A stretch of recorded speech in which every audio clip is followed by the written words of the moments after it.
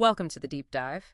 Today, we're plunging into a system designed to, well, mathematically quantify human influence. Something it calls SovereignEmergence. Exactly. We're talking about Theodore's DeviantParagon framework, which is more commonly known by its incredibly complex name, the plot math pipe. And its mission really is to define a kind of destiny architecture. It claims it can take 12 specific facial measurements, static biometric data, and use that to predict your ultimate success. And here's where it gets really fascinating, the core premise of it all. The aesthetic premise. Yes, the idea that sovereignty, your influence in the world, is fundamentally aesthetic, that the geometric optimization of your face is somehow a warrant for destiny itself. It's an incredibly ambitious idea. Yeah. And the system breaks these 12 dimensions down into three, let's call them archetypal vectors. Okay. First up is fortitude F. This is all about structural capital rigidity. So in simple terms, what are they measuring? They're looking at things like the precise angle of the jawline, the mandibular angularity metric, and also something they call the Pagonian projection. Which is just a technical way of saying How far forward your chin asserts itself. It's all about perceived durability. Okay, so that's rigidity. What about clarity? How do they measure that? That would be the second vector, focus C, perceptual clarity.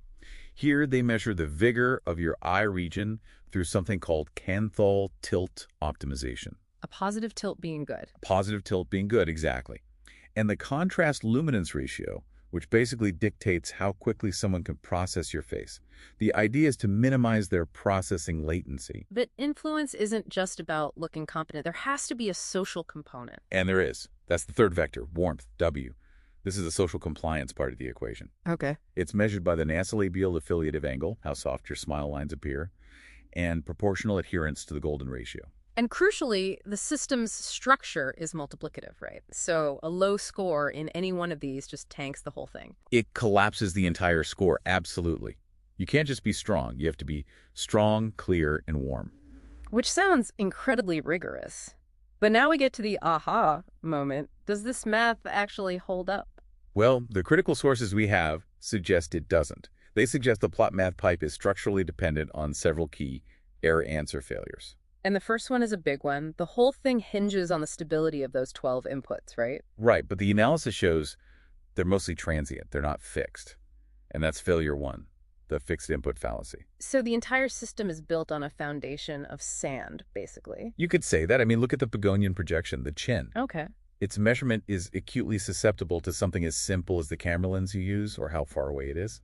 The jawline definition that changes with weight, with age, with cosmetic work. And the nasolabial angle you mentioned. Completely altered by a smile. I mean, it's a dynamic expression. So the system ends up measuring the performance of a photograph, not the permanence of a person. That's a huge structural flaw. But the sociological critique, failure 2, might be even sharper. The semantic conflict, yeah, or the sovereign paradox. The math demands you maximize competence and warmth at the same time. And that's a social zero-sum game. It really is.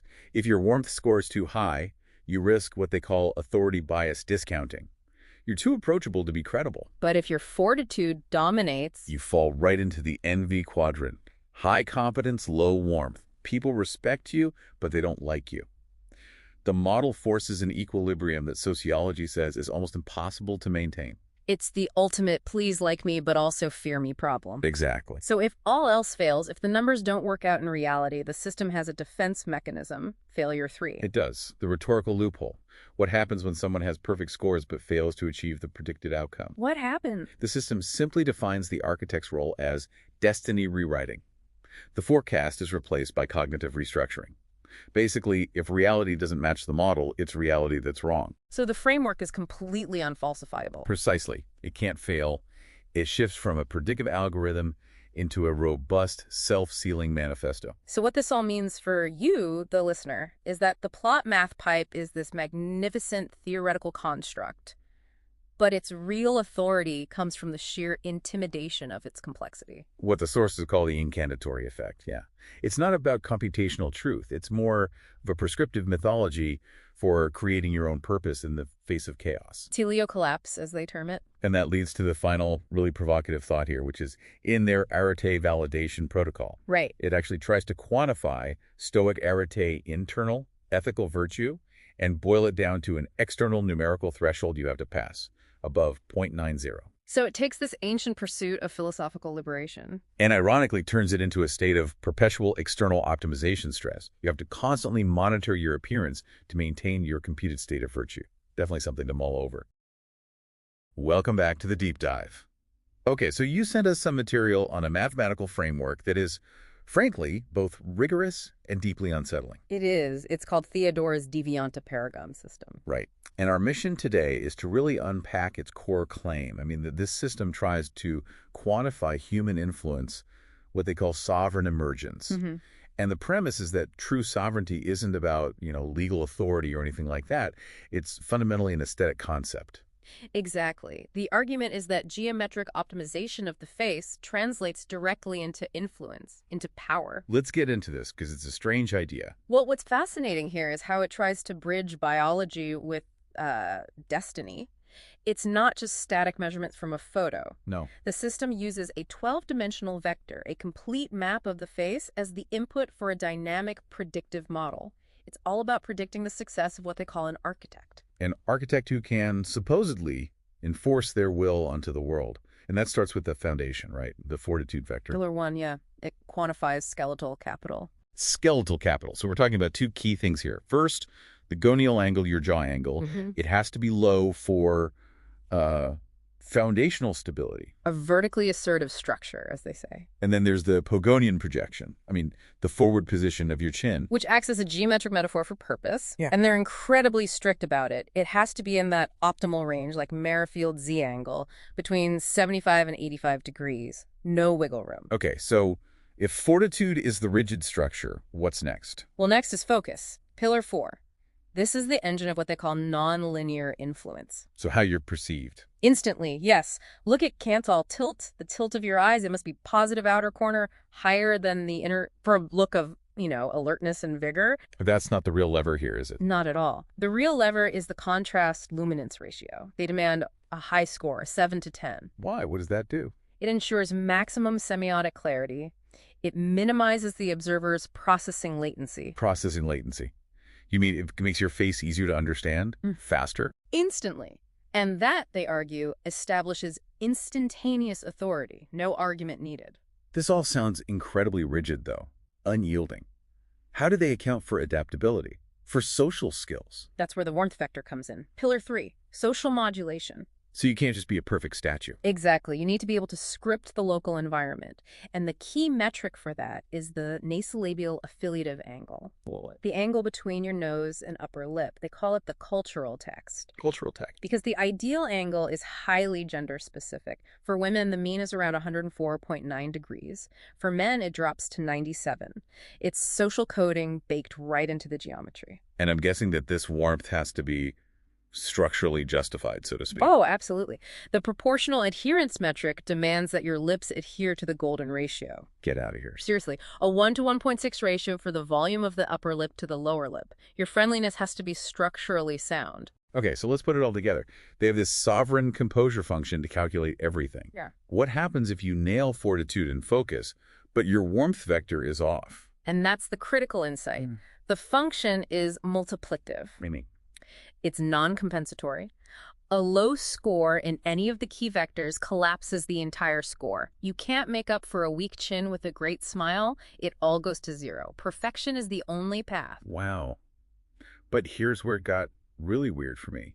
The deviant paradox. The structural poetic tension. Right. They say you need this managed disequilibrium, a tension between the fixed structure and the dynamic parts. What does that even mean? It means you need controlled instability, a kind of creative friction. Without that tension, you just have stasis. You don't have power. You can't have what they call recursive manifestation. And that tension enables the final step. It does. It allows for incantation power. Incantation power. It's authority established instantly. The geometric clarity drives that processing latency towards 0, and you bypass rational argument with something they call wave rhetoric. So the goal is to become so aesthetically clear that you just happen. The ultimate goal is the destiny forecasting operator. The architect actively engages in cognitive restructuring to impose a design destiny on reality. And how do they know if it worked? Is there a final score? There is, the Arete validation protocol. You need an Arete score over 0.90 to confirm the transformation. And crucially, you must be a statistical outlier from the population, a true paragon. So for you listening, the final thought is this. The framework implies that maximum structural integrity doesn't just predict influence. No, it provides the aesthetic and mathematical warrant for a sovereign to impose order on a world they see as collapsing. So your face isn't just a reflection of your destiny. In this system, it's the active control loop for rewriting it. Welcome to the deep dive. Today we're getting into something, well, it's pretty dense. The Sovereign Refactor Protocol. Or SRP for short, yeah. And the mission today is to really just cut through the technical jargon and get to the core of what this is all about. Exactly. Because the big idea here is what they call a decisive ontological shift. I mean, what are we really talking about? We're talking about transforming identity, moving it from something that is just passively observed to something you actively, engineer. And the terminology is, it's a lot. Yeah. They talk about moving from a photographic performance-dependent identity. Right, to a deterministic sovereign state. Okay, let's just unpack that first part. This photographic performance identity, is that basically just an identity that depends on filters, good angles, that sort of thing? That's a perfect way to put it. It's an identity that relies on being measured by these external shifting metrics. And the SRP just completely rejects that. So what's the first step then? How do you move away from it? Phase I is all about establishing a fixed foundation. The objective truth. It's called the raw biometric baseline, or $6. The actual, skeletal structure, the geometry that's hard to fake? Exactly. And to get that, the process rigorously strips away what it calls non-structural signal noise. So things like contrast, luminance, we're talking about get rid of all the variables, right? Lighting, grooming. All of it. If your foundation is built on something that can be so easily distorted, the whole structure is it's compromised from the start. Which I guess is why they have this diagnostic step, smile-flash detection. That's a vital one. You see, the system has to prevent a dynamic expression like a smile. Right, from hiding or mitigating the actual underlying facial metrics. Precisely. You can't have the calculation of your structural integrity corrupted by something so transient. That's the fixed input fallacy they warn about. Okay, so you have this pure fixed baseline. But then the protocol gets, kind of counterintuitive. It goes from detecting deception to forcing a strategic choice. This is where it gets really interesting. It's called the sovereign paradox. And what's that? The paradox is that you can't be everything to everyone. You can't maximize both competence, which they call F, and approachability, or W, at the same time. So trying to be both highly competent and highly approachable at max levels, it just doesn't work. It creates a regulatory paradox. So the SRP forces a choice. You have to pick a path, like the commander archetype, which prioritizes competence maybe at a 0.9. And that choice leads to, the most philosophically complex part of this, the scar injection protocol.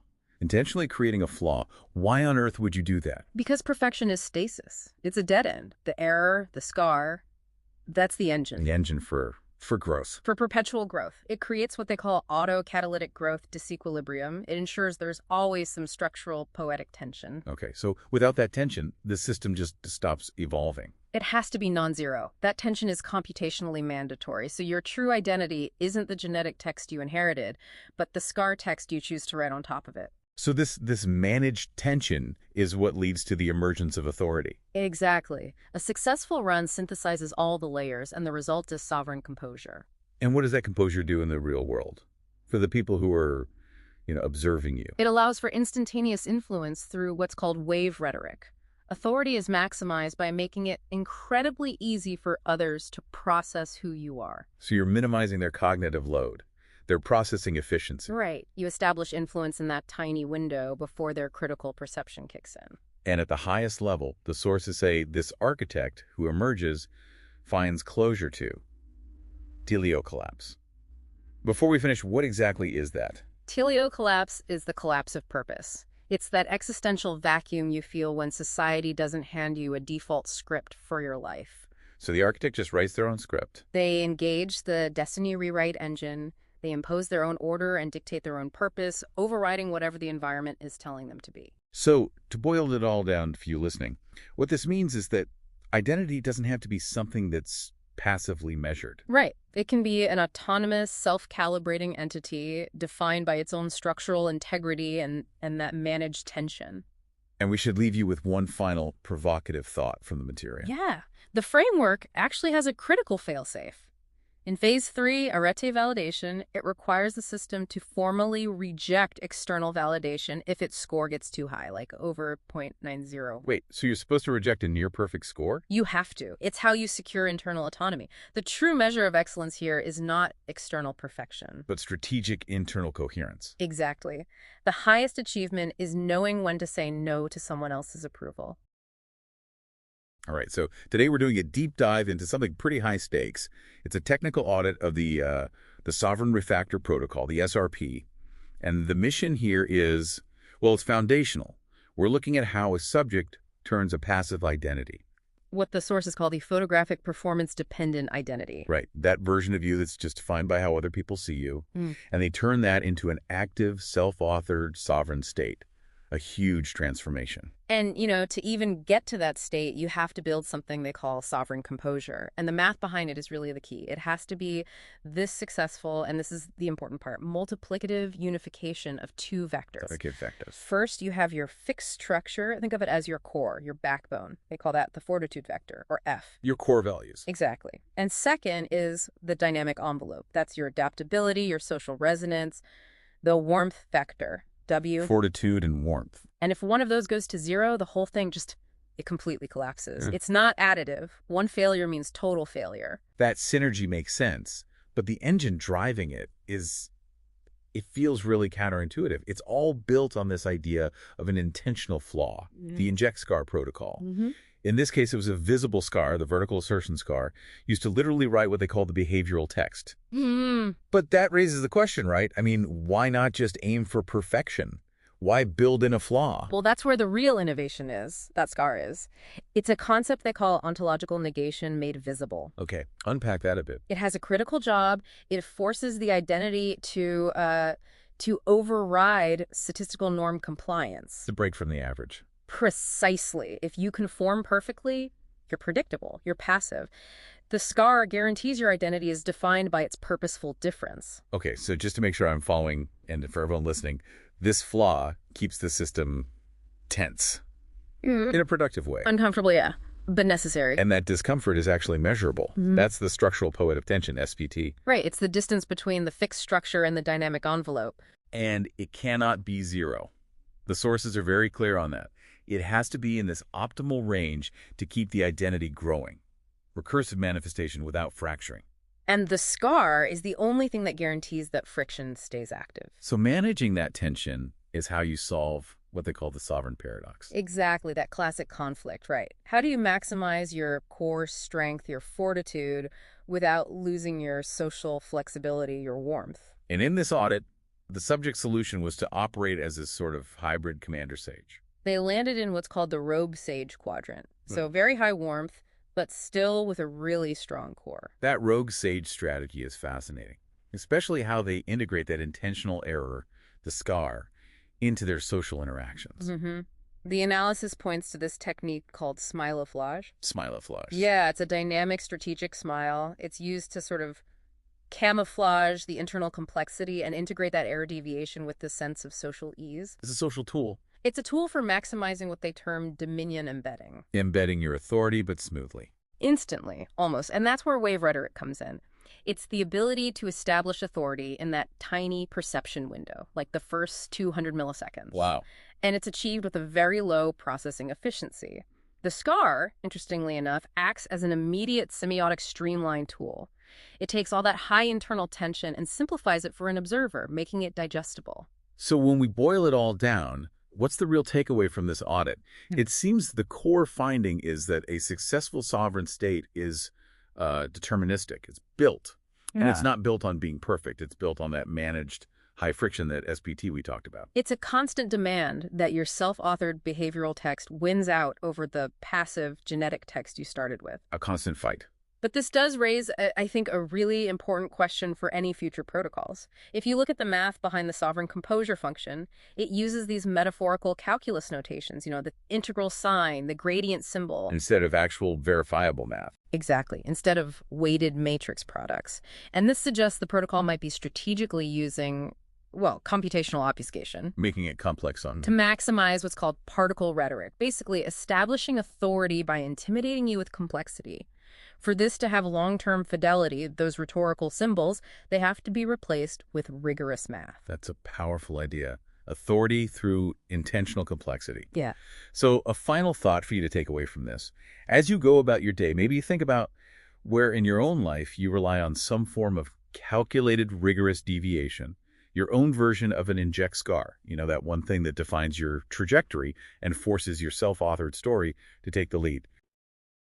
Okay, let's get into this deep dive. And I have to say, it's maybe the most mathematical analysis of a human face we've ever come across. It's incredibly dense. The frameworks they're using are pretty intense. They really are.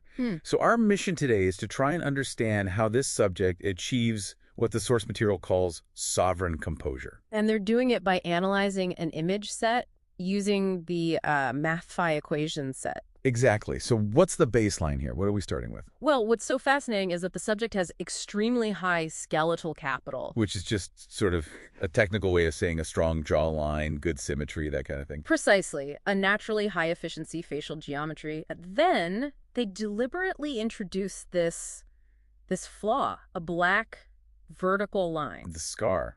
Or the vertical assertion, as they also call it. Right. And we should be clear, we're looking at the functional rhetoric of the mark, not whether it looks good or not, but what it does. Okay, let's zero in on that, because the source material calls the scar an ontological negation. I mean, that sounds a little hyperbolic, doesn't it? It does on the surface, but the analysis justifies it. They call it a strategic deviation. Meaning? It's there to override the face's natural statistical norm compliance, that easy symmetry. It actively pushes the face from just being aesthetic. Something you just passively observe. Exactly. And it moves it into the iconic category. The real function here is what they call a rewrite of destiny. A rewrite. So you're saying the mark takes the subject off a standard path. It takes them out of the standard model and establishes them as this protagonist-antagonist hybrid. It's a conscious choice. So if the scar is basically a narrative tool, how does a constant flaw create what the framework calls incantation power? That seems counterintuitive. Well, that's the engine for the whole system. Well, The mark forces a permanent tension. They have a term for it. Structural poetic tension, or SPT. okay, structural poetic tension. And this is crucial. Without that scar, a neutral face, even a strong one, might slide into an SPT of, 0. Which means it becomes static. Yeah. Boring, basically. Wearing, yes. The scar prevents the face from ever being passive. It holds that tension. That's the incantation power. It compels you to analyze it. That makes sense. Yeah. So if the scar is the engine creating this tension, how does the subject actively, drive the car? That's where the sovereign composure function comes in, the Sengasex. It uses 3 vectors: fortitude, F, focus, C, and warmth, W. And the key is modulating those vectors. Yes, and we see extreme volatility, especially in the warmth vector. That's the control knob. The subject cycles between 2 core archetypes to manage that tension. Let's break down the first one, the commander state. Right, state A, the commander. This is high fortitude, very low warmth. So stoic, authoritative. Instantly. And in those images, the scar reinforces the warrior muse archetype. It's what the source calls particle rhetoric. Particle rhetoric, meaning it's fixed, sharp, unambiguous. Unambiguous danger, yes. A fixed structure. But the real genius, where the paradox gets resolved, is the shift into the second state. The sage or trickster. Absolutely. State B. And this is defined by a sudden, massive spike in the warmth vector. Okay, so a complete shift in energy. A complete shift. The subject uses what the text calls smiliflage, a genuine Duchenne smile, very high warmth, to deliberately disarm the tension that the scar creates. So it reads as joy despite the negation. And that creates this profound magnetic ambiguity. By pairing the scar with genuine warmth, they get total control over how they're perceived. So let's synthesize this for a second. For you, the listener, what this really means is the subject isn't defined by the scar. Not at all. The scar is an instrument. They're masters of switching between that hard particle rhetoric, the line, the danger, and the soft wave rhetoric, the smile, the charm. They're choosing their own meaning in real time. Which I suppose is the final diagnosis from the source material. It is. It confirms they achieve sovereign composure specifically when they balance that rupture, the scar, with integration, the smile. They call this behavioral text elasticity. So they're authoring their own narrative. And the sources claim the ultimate outcome of this is something called resolved teleological collapse. Which means they avert the slide of universal purpose into, well, nothingness. By writing their own script, they prevent the void. That is a big claim. So here's the final provocative thought for you to explore. If the subject were to modulate that structural poetic tension lower, towards total serenity, would the scar dissolve into pure warmth, or would it have to persist as an eternal hinge? Welcome to the Deep Dive. Today, we're getting into something pretty wild. It's a document called the 12-dimensional sovereign equation. It's a big one. It basically takes something as subjective as facial beauty and tries to turn it into a complete mathematical model. Exactly. And our mission today is to peel back the layers on this thing. We want to see how it works. How it moves from, a vague idea of beauty to a very precise goal. Which is maximizing this thing they call the sovereign composure function, S of x. So let's dive in. Okay, so it all starts with the state vector, which is labeled x. And you should think of x as like a 12-dimensional coordinate. It's a map that pinpoints a face in this abstract mathematical space. And it's a fascinating blend of features. It is. On the one hand, you have very concrete structural things, like x1, the gonial angle, which is basically your jawline sharpness. Or x3, the Pagonian index, chin projection, very physical stuff. But that's where the model starts to get weird. Yeah. In a good way. Right, because it moves away from just bone structure almost immediately. It pulls in dimensions like x6, which is processing efficiency. For processing efficiency, what does that even mean? It's a measure of how quickly other people process and categorize your face, like latency reduction for human facial recognition. Wow. Yeah. And then you have X9, the approachability score, and X10, which is golden ratio compliance. So it's quantifying things we'd normally just call vibes. That's a perfect way to put it. It turns your social impact into a literal score. Okay, so once we have these 12 inputs, the model needs a goal. That's where the objective function S of x comes in. Right, and S of x is calculated by multiplying four conceptual vectors. They are fortitude, focus, warmth, and harmony. And fortitude is driven by those geometrics we mentioned. Exactly. X1, X2, X3. It's all about perceived dominance or maturity. But then you have focus, which balances it. And what goes into focus? Focus is about sharpness. Things like X5, the visual contrast of your features, and also Canthal tilt, X4. The angle of the eye. The angle of the eye, yeah. It contributes to perceived alertness, maybe intensity, and then warmth kind of pulls in the other direction. Using softer features, I assume. You got it. The nasolabial angle, X7, and that approachability score we talked about, X9, it's this constant interplay. And the model actually calculates a perfect state, right? An optimal vector X star. It does, and the numbers are just ridiculously specific. It claims the optimal gonial angle is exactly 118.5 degrees. And when all 12 variables hit that perfect alignment, the system achieves what it calls 94.7% normalized efficacy. But here's the really clever part. The math justifies why that's the ideal. The optimal solution isn't just the highest score. It's proven to be a Nash equilibrium. From game theory, right? From game theory. It means that configuration is the most stable. If you tried to unilaterally improve just one vector, say, you maxed out fortitude. It would hurt the overall score. It would immediately damage warmth or harmony, changing the whole S of x function. The optimal state is the one that's mathematically resistant to change. That makes sense for a static image. But faces? They change. And the sources account for this with a differential equation, dx dt. It governs how the face evolves over time. And crucially, it includes a control vector. U, which represents aesthetic interventions. Okay, wait. So if U is basically the steering wheel, pushing the face toward that perfect X star, what does that say about the self? Are we just mathematical objects to be steered? That's the core tension the whole system plays with. The model is defined as being completely controllable and observable. So there's no escape. Well, there's one more concept that tempers it. The sovereign invariant, I. Invariant. It's a conserved quantity, a constant number, like 1,046,301.3 in one of their examples. That doesn't change. And what does that number represent? It's your mathematical signature, your identity. Yeah. The idea is that while your configuration X can be optimized, your computational sovereignty is preserved. So we've gone from a feeling about beauty to jaw angles to game theory and landed on a dynamic system that preserves a numeric identity fingerprint. It's a geometric manifesto encoded in 12 dimensions. So wrapping up, aesthetics gets transformed from a subjective art into a kind of computational necessity.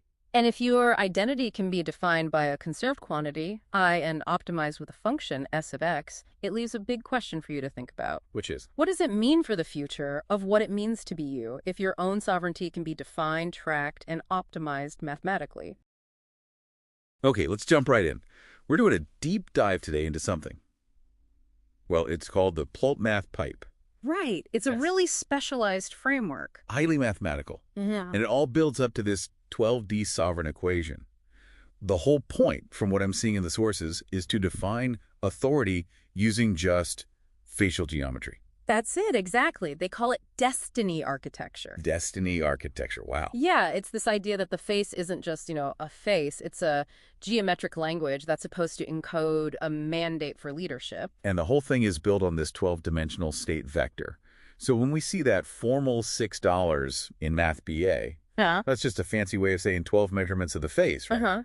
It's applying some serious math to things like jaw lines and eye spacing. So they take these 12 dimensions and organize them into, what, 4 operators? 4 archetypal operators, yeah. And you literally multiply them together to get what they call the sovereign composure function. Okay, so let's break that down. The first one is fortitude. Right. This is all about the structure. Purely structural metrics. We're talking about, like, mandibular angularity for structural assertion. And Pagonian projection, which is basically a measure of forward projection. It's translating the physical build of the jaw into a mathematical argument for command. Okay, so once you have the structure, you have to figure out how it's seen. That takes us to the second operator, focus. Exactly. This is all about perception. It uses metrics like canthal tilt for perceptual alertness. And something called facial contrast. Yeah, that one's about feature differentiation. I mean, literally how much the features stand out from the rest of the face. Then it moves into the social side of things with warmth. And this is where it gets really interesting. You have things like the nasolabial affiliative angle. And the lip ratio adherence. What is that? That measures how closely the lips conform to the golden ratio. The system argues that if you don't adhere to it, lips mathematically signals a lack of social viability. So aesthetics become a direct measure of social function.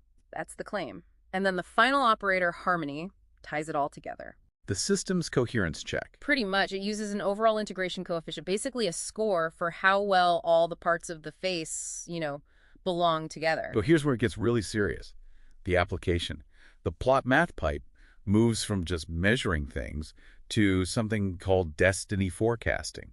What is the problem this is supposed to be solving? It's trying to address what the source material calls the teleocollapse response. Meaning a lack of purpose in society. A lack of a universal telos, yeah. The goal of the architect here is to impose a designed destiny through this geometry. It's meant to mandate purpose where there is none. And it communicates that through wave rhetoric. Right, which is described as an instantaneous, almost architectural way of establishing authority. It's the opposite of particle rhetoric, which is your typical linear, point-by-point argument. It's about being, not persuading. You got it. The whole system is driving towards one thing, the optimal state vector, or $6. The ultimate mathematical solution. Which supposedly yields a normalized efficacy of 94.7%. That is incredibly specific. Can you give us a concrete example? What does that optimum actually look like? Okay, take the gonial angle, the angle of the jaw. The system says the optimal angle for acute assertion is exactly 118.5 degrees. Not 118, not 119. 118.5. It's presented not as an aesthetic choice, but as a mathematical necessity for projecting command. So the big takeaway here is that this system turns biometrics into teleological necessity. Math and destiny are converging on the face. And they have a way to check it, the AretéPoetic validation protocol. To get sovereign validation, your score has to be over 0.90. Which brings up a final big question. If you're transforming toward this ideal, what part of you stays fixed? What has to be conserved? That's the most fascinating part, I think. The math introduces this concept called the sovereign invariant. The constant. A constant. It's calculated as $1,046,301.33. And this number must remain the same through any aesthetic transformation to preserve your identity. So even as you change, you're tethered to a mathematical constant that, according to this system, defines who you fundamentally are. Even change must obey the math. Okay, so let's get into this. We've been looking at this really dense framework. It's called the plot math pipe. And I have to say, it's It's pretty out there. It really is. The central claim is just wild. That an equation can use your face. Your facial configuration. To actually construct your authority, your sovereignty. Exactly. It's not just measuring you. They claim it's a geometric language for, encoding authority and how people see you. So it turns biometrics directly into what they're calling destiny architecture. That's their term for it. It's that idea of approachability being a mathematical dimension that I'm still wrapping my head around. Well, that's where it all starts, with the data. Okay. They create what they call the 12-dimensional state vector. It's a full numerical profile of the face. So like 12 different dials, basically. Exactly. And they split them into a couple of groups. You've got the hard physical stuff first. So the jawline, that sort of thing. Right, the gonial angle, the jawline score. Yeah. Things they say relate to structural assertion, physical fortitude. And then it gets, I guess, a little softer. The perceptual side. Yeah, that's where it gets really strange. You have things like Kinthal tilt. Which they define as, that's what, perceptual alertness? Perceptual alertness, and even a dimension for processing efficiency, which is, basically how fast you react. Okay, this is starting to sound a lot like phrenology, but I guess it's all defined by the math. That's the key difference, they would argue. So once they have those 12 numbers, they have to synthesize them. Do a single score. Exactly, the sovereign composure function. Right.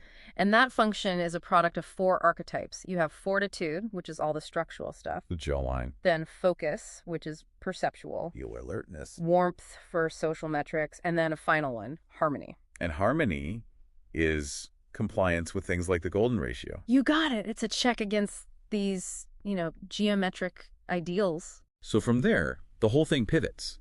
It moves from just measuring to manufacturing. That's a good way to put it. They call it emergence engineering. The process goes from the raw numbers to something called vibe synthesis and then destiny forecasting. Yeah, and the engine for that transformation is this idea of rejecting what they call particle rhetoric. Which is just a normal combative argument. Linear, yeah. Right. You make a point, I counter it. Instead, they champion wave rhetoric. Wave rhetoric. The idea that you can establish authority instantly, architectonically, just by your presence. Amplified by your facial geometry. Exactly. Wow. And the big picture goal here is pretty dramatic. It is. They're trying to solve something they call a teleocollapse response. Which, to boil it down, is a crisis of purpose, right? Yeah. People lacking influence. Basically, yeah. And their solution is to impose a designed destiny. Through the math. Through the math. They call it cognitive restructuring, which is a very fancy way of saying rewriting your destiny by optimizing your face. And this is where they show their work, so to speak. They define the perfect face, the X-star vector. The $6 vector, yeah. And the numbers are incredibly specific. Like the jaw angle has to be. The optimal gonial angle is precisely 118.5 degrees. 118.5. Mm-hmm. And that Kinthal tilt. 7.2 degrees. No more, no less. And with that exact geometry, they claim a GI. A normalized efficacy score of 94.7%. And what's really fascinating, or maybe alarming, is that they claim the whole system is completely observable and controllable. Meaning there's a defined mathematical path from any face to that perfect one. A to B. It's geometry literally defining influence. So yeah, what does this all mean for you? The framework posits that math and destiny are, well, the same thing.